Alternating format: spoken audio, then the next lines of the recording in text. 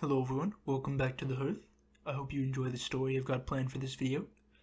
This one is a continuation of my Ruined Country story that I posted about a month-ish ago. Ruined Country is going to be kind of like an ongoing series on this channel because it's going to be a lot longer of a story than any of the one-offs that I've been writing so far. So it'll be popping up every now and then between my one-off short stories. I've got five chapters written. The manuscripts are both available on Inkit and Any Stories. I will link them both in the description, as well as the first Ruined Country video. And there will be more to come, so enjoy this one and look forward to the rest. There was a rare sect in the Ruined Country called Monster Hunters. As the name implied, they made a living hunting monsters, mostly by commission. The majority of monster hunters were either ex-soldiers or those chosen and trained by veteran hunters. To say hunting monsters was a dangerous profession would be a vast understatement. Any skilled hunter would say it takes years of honing skills and senses to aptly hunt a monster. Will found it pretty easy. There was no special formula or secret involved, he just played smart. He stayed away from the bigger monsters, and the ones he could hunt he wounded first, injuring an eye or a leg before moving in for the kill. He had a few close calls, and got his fair share of cuts and bruises, but over the course of a few weeks, he established a rhythm that worked. He had left his ruined home, heading south, away from Beastman territory. As much as he wanted to, he knew he wasn't capable of hunting beastmen yet. However, he had picked up a few tricks while wandering. He had learned that pretty much any monster with a nose, even the small ones, could pick up the scent of a human from pretty far off.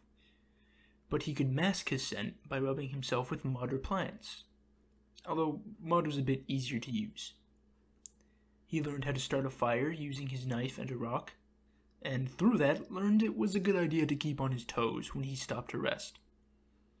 He also learned that when dealing with monsters, it was generally a good idea to stay low. You could target the legs or the stomach, and it made it easier to avoid attacks. Currently, Will was sitting by his campfire, making use of yet another valuable lesson.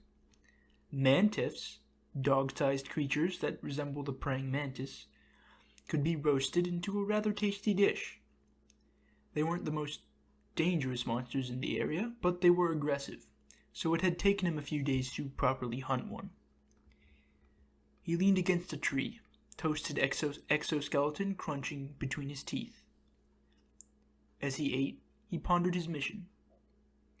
He hadn't really expected the search for his savior to be easy, but it hadn't occurred to him when he started exactly how arduous it would be. He had never left his hometown. It was far too dangerous. Thus, he had no knowledge of the surrounding land or how to navigate it. For all he knew, it could be solid jungle from here to the other end of the continent. He would essentially just be wandering aimlessly until he got a lead. He also had no change of clothes, which was a growing concern for him. The clothes he was currently wearing were barely more than shredded rags now, and they would only get worse the longer he was in this jungle. Well, I'll figure it out as I go, he thought. He munched absent-mindedly on his food. Once he was done eating, he extinguished his fire, shutting his eyes. After a few minutes, he opened them, then set off into the trees. It was another trick he had learned. The eyes adjusted faster to the dark if you shut them for a few minutes. He didn't plan to sleep. He'd only slept once since leaving the town. That night had been a horror show, as Will relived the destruction of his home in 100 different ways, each one more warped and nightmarish than the last. The stars were out in full force again tonight. He had come to enjoy the night sky. He actually felt more comfortable at night than during the day now.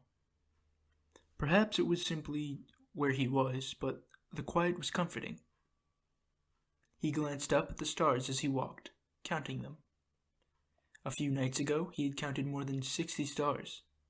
He had yet to beat that record. He was so busy counting the stars that he almost walked right past them without noticing. 3 women, 2 sitting on bedrolls, 1 trying to start a fire. Behind them was some kind of large cave. Judging by their weapons and equipment, they were there to hunt. Are they soldiers? Knights, maybe, he thought. Were they hunting something in the cave? The fire flared to life, and the woman in charge of starting it sat back, setting aside her flint and steel. "The wood from these trees burns really well," she said, laying back on her bedroll. She pushed her dark hair out from under her head. "You should cut your hair, Arya," said one of the other 2 women. "But it looks so good long," the first woman protested. "Oh, I'm sure all the goblins will love your hair," the other responded sarcastically. "Those goblins are going to drag you down by that hair and stab you to death. Short hair is the way to go in this business." Goblins? Will was surprised. There are goblins in this jungle? He hadn't seen any. Were all the goblins holed up in that cave? Wait, were they seriously going to camp out directly in front of the cave? None of them thought that was a bad idea? They were eating now. Bread and cheese, and one of them even had what looked like some dried meat. Will's mouth began to water. He may have survived just fine on mantis corpses, but it had been weeks since he'd eaten any real food. He quickly weighed his options. He could ignore them, which would probably be safer. Setting aside the fact that they were camped in front of a goblin cave, he had no idea who they actually were, and even if they were knights, that was no guarantee of good character. On the other hand, they had cheese and dried meat.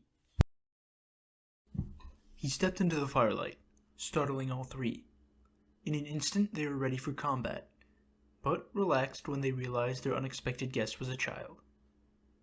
"What are you doing way out here, darling?" Arya asked, taking his hand and guiding him to the fire.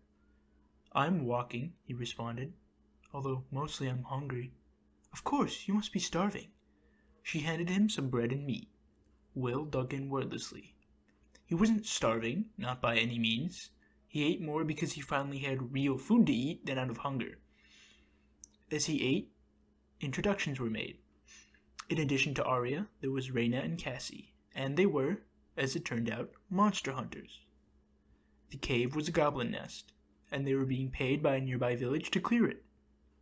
Arya and Cassie showered him in food and checked his wounds, but Reyna seemed wary of him, despite his youth. Will was excited at the news of a nearby village, and the 3 agreed to bring him there once they cleared out the nest. Once again came the inevitable question.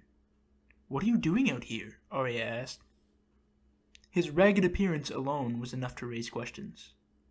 He didn't have the stomach to give them the full version, so he simply said, "My village was destroyed. I've got nowhere to go."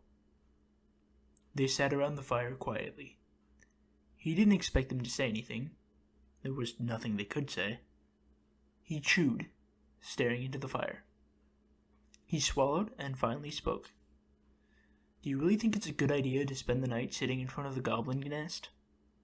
Wouldn't it be pretty easy for them to just swarm out and kill you in your sleep?" Cassie spoke up, grateful for the change in topic. "There's a magic barrier in front of the cave. The goblins can't exit, although anything can enter the cave just fine." Will looked at the cave. His only experience with magic had been the light that had healed him, and he barely remembered that. There was no light here, or any evidence of magic. It just looked like a normal cave to him. Cassie caught on to his confusion. "You won't see the barrier until we go in, or one of the goblins comes to bang on it. I don't know why, so don't ask." Oh. To tell the truth, he was a little disappointed. Reyna chuckled, speaking for the first time. "I know how you feel. It's really underwhelming up close." It seemed she had finally warmed up to him after hearing his story. Will finished off his food, wiping his mouth. He stared at the cave, trying to imagine the inside swarming with goblins, gnashing their little teeth and waving crude weapons. At least, that's how he pictured goblins. Suddenly, a question occurred to him. If the goblins are trapped here, why do you need to clear it? Can't they just leave the barrier up forever? Arya answered this time. Sadly, that's not how magic works. See, magic requires magic energy to function. Humans aren't inherently filled with magic energy, so we need to use a catalyst, an object that is filled with magic energy, to activate magic. However, that means the magic only lasts as long as the magic energy in the catalyst does. Once that's used up, the magic fades away. So, the barrier is running out of energy, and that's why they want you to clear the cave. Exactly. Cassie yawned, flopping backwards onto her bedroll. Speaking of, we should get some sleep. Goblins may not exactly be the strongest of monsters, but we shouldn't underestimate a whole nest of them. Let's get some rest. The other two retired to the bedrolls as well, although not before offering to sacrifice one to Will. He politely declined, and soon enough, the sounds of gentle breathing rose from the three sleeping hunters. Will unsheathed his blade and sat against a nearby tree, his eyes on the camp. He kept watch, staring at the mouth of the cave.